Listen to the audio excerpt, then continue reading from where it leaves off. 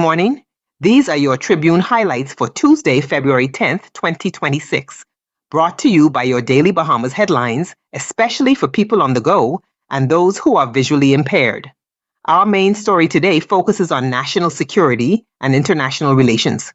National Security Minister Wayne Monroe says the United States can back up its words with action by helping the Bahamas upgrade its prison and court infrastructure. Monroe argues that if the U.S. is serious about supporting criminal justice reform in the Bahamas, it should assist with financing a new prison and virtual court complex. He says overcrowding, outdated facilities, and delays in the justice system are issues that affect both countries, particularly given shared security concerns. On page 2, Monroe goes further, directly challenging the U.S. to help fund the new prison and court complex.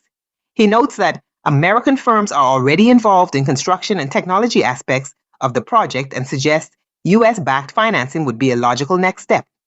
This comes as debate continues over the country's reliance on foreign loans and the broader question of sovereignty in major infrastructure projects.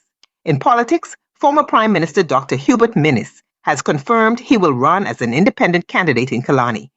Minnis says his decision comes after deep reflection and disagreement with the current direction of the FNM. He insists he remains committed to serving the people of Killarney and says voters are frustrated with traditional party politics and are looking for leadership they can trust.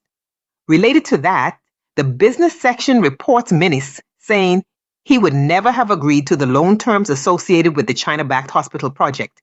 He argues that arbitration and governance provisions tied to the deal raise serious concerns and says Bahamian contractors are fully capable of handling major hospital construction without compromising national interest.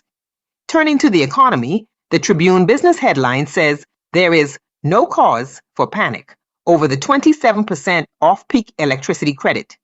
Government officials insist the credit is not a sign of weakness, but reflects structural adjustments within the energy sector. However, analysts caution that long-term discipline, improved efficiency, and investment in generation remain critical.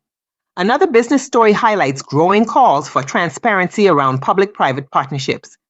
Opposition MPS are demanding an end to what they describe as governing in the dark, particularly as it relates to PPP agreements that could commit taxpayers for decades. On Grand Bahama, a house fire has reignited concerns over firefighting resources. Officials are defending their response to the blaze that destroyed a family home, saying protocols were followed, but residents remain worried about equipment shortages and emergency response times.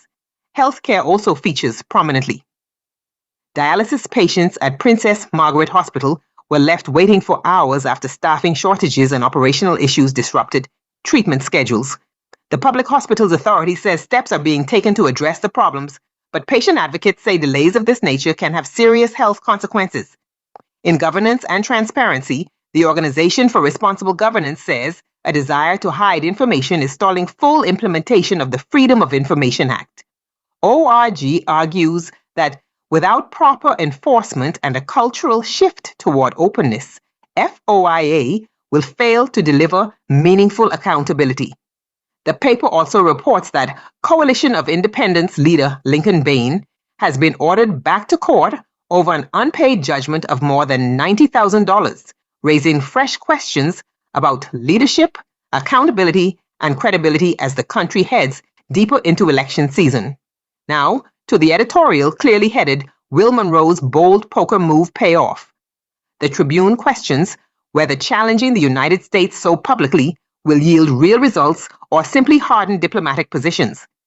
The editorial acknowledges the logic in Monroe's argument, but warns that high-stakes diplomacy requires careful strategy to avoid unintended consequences. Letters to the editor focus heavily on national identity, sovereignty, and trust in leadership. One writer asks whether the Bahamas has betrayed the spirit of 1973, while another questions whether political messaging is drifting too far from the everyday realities faced by ordinary Bahamians. In other political news, Nicole Martin has been sworn in as a senator and rejects claims that her appointment is merely tokenism, saying her focus will be on meaningful contribution and service. Those are your Tribune highlights for Tuesday, February 10th, 2026. Stay informed, stay engaged, and as always, thank you for listening.